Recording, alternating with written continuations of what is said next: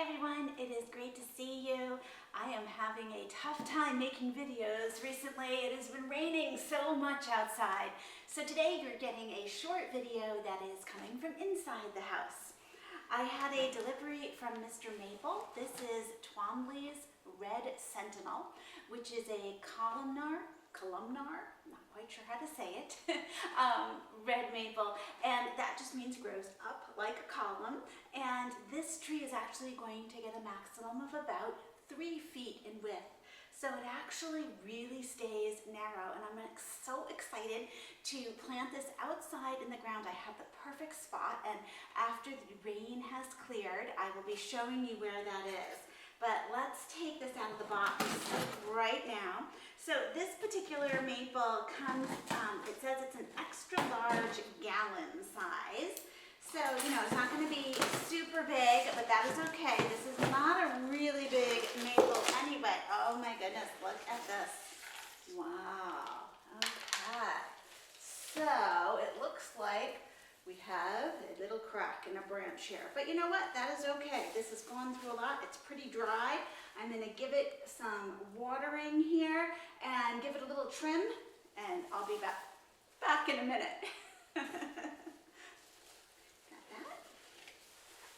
Today is day to dig in the garden. I have some moving of things, some planting of things, and fall is a perfect time to be doing that. Primarily because we have a good 4 to 6 weeks left before we get a frost, which is fabulous. It gives you time to have your plants establish some roots, but it's cool enough that you're not stressing them out as much as you would in the midsummer. Now I have to admit, I really just pretty much move plants whenever I feel inspired, as long as the ground is not frozen, and most of the time they do great.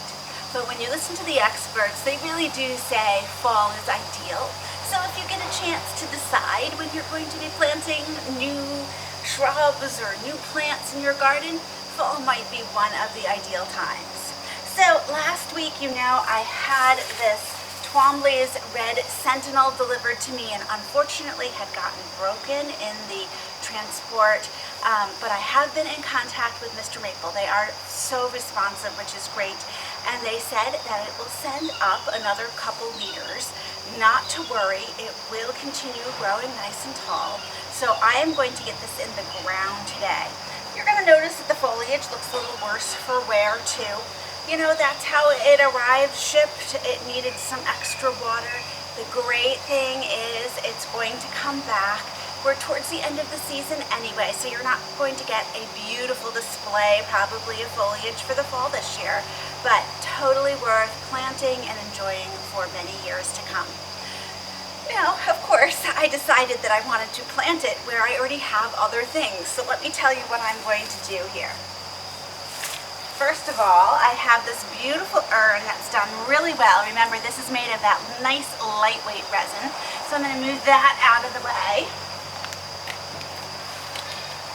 I love when I can move things around easily. And then I have this mountain laurel that I put in this year.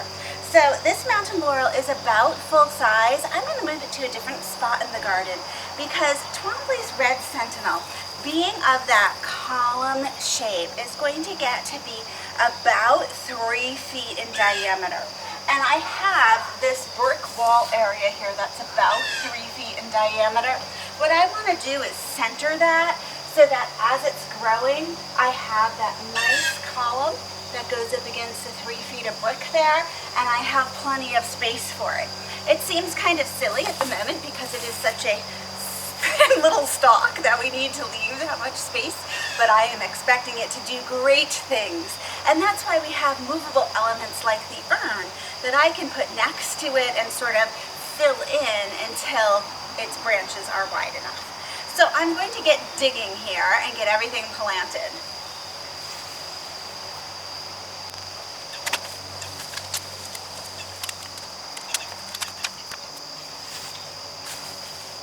So I have to admit that I'm just kind of eyeballing whether it's centered or not, and I think that will be fine.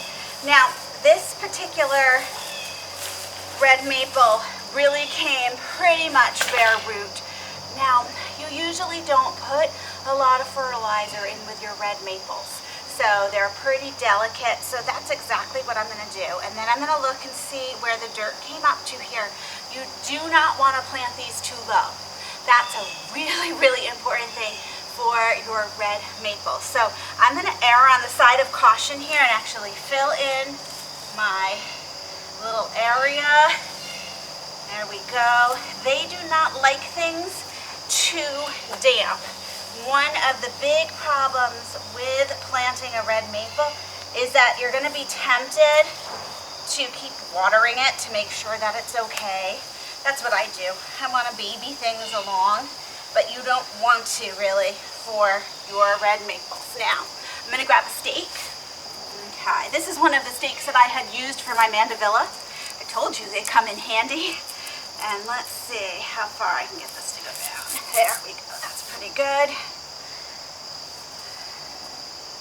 I want it to grow pretty straight here. I feel like we're a little tipped.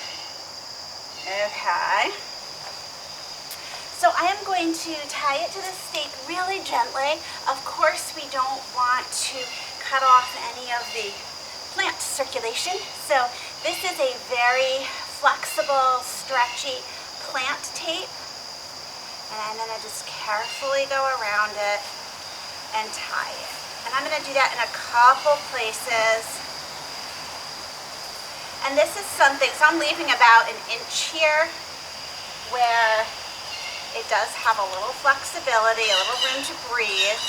And because it's just a baby tree, I really am going to keep my eyes on it. You know, this is something that even in the winter I'm going to want to run out or look out the window and make sure it hasn't fallen over. That's looking pretty good. Okay, I feel good about that. I'm going to cut these shorter just so they look nicer.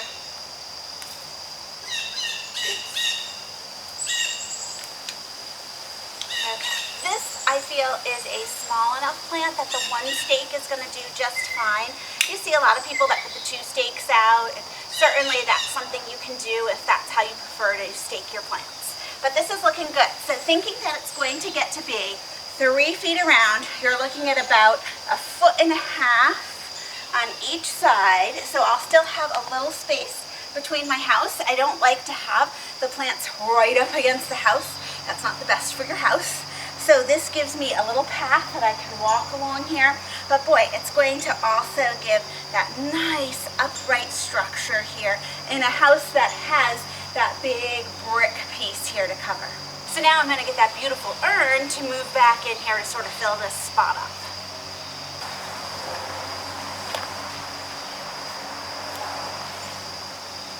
Okay, I think I like how that looks. And I'm sure for the next year or 2, I will be putting some things around just like that to, fill in until our beautiful Twombley's Red Sentinel is all grown up. Thank you so much for joining me, and I'll see you in the next video.